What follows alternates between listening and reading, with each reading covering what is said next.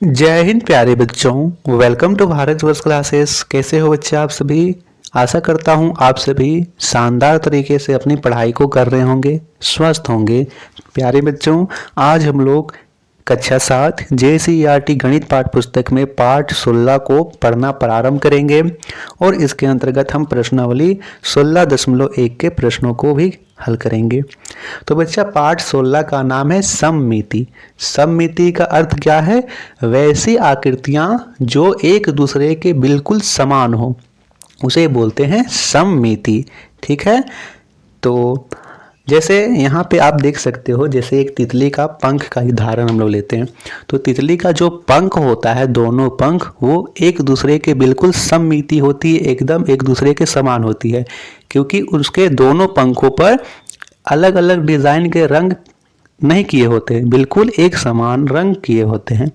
आप यहाँ पे 2 रुपए के सिक्के को लीजिए, तो 2 रुपए के सिक्कों को आप देखिएगा तो वे दोनों सममितिक है।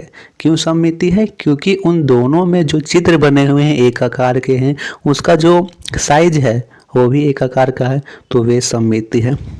तो प्रश्न यहाँ कहता है, पहला, निम्नलिखित आकृतियों में सममित रेखाएं खींचिए। सममित रेखाएं क्या होती है कि वैसी रेखाएं जो इस आकृति को बिल्कुल बराबर बराबर भागों में बांट दे, उसे बोलते हैं सममित रेखाएं।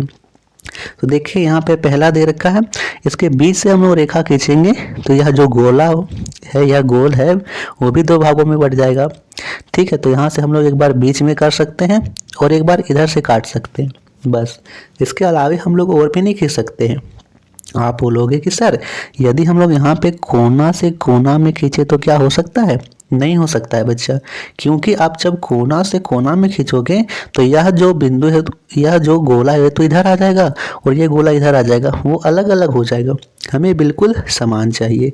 अब यहाँ पे देखिए, तो यहाँ पे हमने बीच में जब पहले लाइन खींचा तो इधर की आकृति और इधर की आकृति एक दूसरे को जब जोड़ेंगे तो यहाँ पे आ जाएगा और ये एक दूसरे से समान होगा। दूसरा दे रखा है यहाँ पे, इसमें देखिए, इसमें हम लोग कोना से कोना खींच सकते हैं क्योंकि ये इधर है। तो यहाँ पे सबसे पहले मैं अच्छे से ये बना लेता हूँ, उसके बाद इसे हम लोग खींचेंगे। तो ये देखिए मैंने बना लिया है। चूँकि जो किताब में दे रखा था उसमें जो गोला है उसमें थोड़ा सा इधर हो गया, इसीलिए मैंने इसे फिर से ड्रॉ कर लिया अच्छे से। तो देखिए एक बार हम लोग कोना से कोना में मिला लेंगे इसमें, और इधर से कोना में, बस यहाँ से हमने इसे सममित रेखाएं खींच दिया। तीसरा में देखिए, तो तीसरा में पहले कोना से कोना में मिलाएंगे, ये कोना से ये कोना में मिलाएंगे, फिर हम लोग इसे बीच से भी खींच सकते हैं और इधर से भी खींच सकते हैं। तो इसमें कितनी सममित रेखाएं खींचा हमने? 1 2 3 और 4। चौथा में देखिए, तो चौथा में जो प्रश्न में यहाँ पे करते हैं, पहले तो हम लोग बीच से कर लेंगे, फिर इधर से, ये हो गया 2, फिर इसमें कोना से कोना में कर लेंगे इधर, और इधर से कोना में कोना। तो 1 2 3 4, ठीक है, इसमें 4 सममित रेखाएं होगी। इसके बाद अगला प्रश्न यहाँ पे दे रखा है, 5वां प्रश्न। एक त्रिभुज है, त्रिभुज में इधर और इधर ये बन रखा है, तो इसमें केवल एक ही सममित रेखा होगा। यदि हम लोग यहाँ से खींचेंगे तो ऊपर का भाग अलग होगा, नीचे का भाग अलग अलग हो जाएगा। इसमें भी, छठा में भी केवल एक सममित रेखा होगी, 7वां में भी केवल एक सममित रेखा होगी। 8वां का देखिए आकृति में जो यहाँ पे ये दे रखा है वो अच्छे से नहीं बन रखा है, मैं इसे अच्छे से बना देता हूँ। अब देखिए इसमें 1 2 3 4 हम लोग सममित रेखाएं आराम से खींच सकते हैं। ठीक, चलिए इसके बाद प्रश्न संख्या 2 दे रखा है, निम्नलिखित आकृतियों में सममित रेखा खींची गई है, इसमें दूसरे छेद को दर्शाइए। जैसे ये पहला आकृति है, इसके सममित रेखा में केवल इसके सममित में एकदम बिल्कुल समान का यहाँ पे होगा, जो यहाँ पे छेद होगा, तो यहाँ पे छेद हम लोग बना लेंगे। देखिए यहाँ पे ये दोनों छेद हैं, तो सममित रेखा के इधर भी बिल्कुल इसी प्रकार यहाँ पे इसके समान दूरी पर छेद होगा। तो पहला तो छेद यहाँ हम बना लेंगे और दूसरा छेद यहाँ पे बना लेंगे। इसमें तो कोई भी छेद नहीं है, तो इसमें आप इसे ही छोड़ दीजिए। अगला दे रखा है चौथा, तो इसमें यहाँ पे है, समान दूरी पर हम इधर एक छेद बना लेंगे। 5वां में इस सममित रेखा के इतनी दूरी पर एक छेद है, तो इतनी दूरी पर हम इधर भी एक छेद बना लेंगे, सिर्फ एक ही बनाएंगे।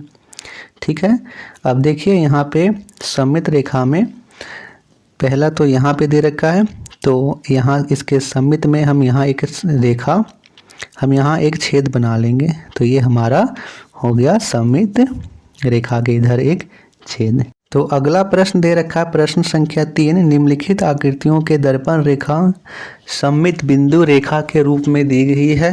बिंदु रेखा को दर्पण रेखा मानते हुए प्रत्येक आकृति परावर्तन करके आकृतियों को पूरा कीजिए।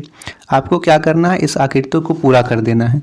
देखिए यहाँ पे मैं कोशिश करता हूँ कि यहाँ पे स्क्रीन पे हो पाए अच्छे से, अन्यथा आप कॉपी में इसे अच्छे से ड्रॉ कीजिएगा बच्चा। चले तो यहाँ पे आप ऐसे ऐसे ये लाइन को बिल्कुल बना लीजिए। पहले ये ऊपर से नीचे आया तो ऊपर से नीचे लेंगे, फिर इधर लेंगे, फिर यहाँ पे और नीचे, और इसको ऐसे लाएंगे। देखिए यहाँ पे स्क्रीन में थोड़ा अच्छा से नहीं हो पा रहा है, आप इसको कॉपी में अच्छे से बना लीजिएगा, ठीक है। इसको इसी तरह कर लेंगे, फिर नीचे से यहाँ मिलाना है, फिर यहाँ से ऐसे इस बंदर की आकृति को बनाना है पहले। तो देखिए इसको पहले ऐसे करके मिलाएंगे इसे, फिर इसको यहाँ पे आँख बनाएंगे और ये इसका नाक को पूरा करेंगे, इसका चेहरा को अच्छे से बना देंगे, फिर इसको यहाँ से ऐसे करते हुए ऐसे मिला देंगे। यहाँ पर पूरा नहीं मिल रखा है, इसको यहीं तक लाएंगे ऐसे करके। आप इसे कॉपी में अच्छे से बनाइएगा बच्चा, क्योंकि यह मोबाइल की स्क्रीन पे उतनी अच्छा से ये हो नहीं पा रहा है जैसे मैं कोशिश कर रहा हूँ। पहले ऐसे कर बनाएंगे, ये इसका आँख बन गया, ठीक है, ये इसका, और इसकी मूंछ को हम यहाँ पे ऐसे करके बना लेते हैं, बिंदु दे देंगे, इसके मुंह को भी ऐसे हम पूरा करेंगे, और ये हमारा इसका, और ये इसका कान रहा, बना लिया हमने। कोशिश की है मैंने आपको समझाने की कि आप समझ जाओ। तो बच्चा इस वीडियो को यहीं तक रखते हैं, नेक्स्ट वीडियो में हम लोग पढ़ेंगे आगे के प्रश्न। वीडियो पर नए आए हो तो चैनल को सब्सक्राइब ज़रूर कीजिएगा और वीडियो को लाइक एंड शेयर ज़रूर कीजिएगा। Thank you.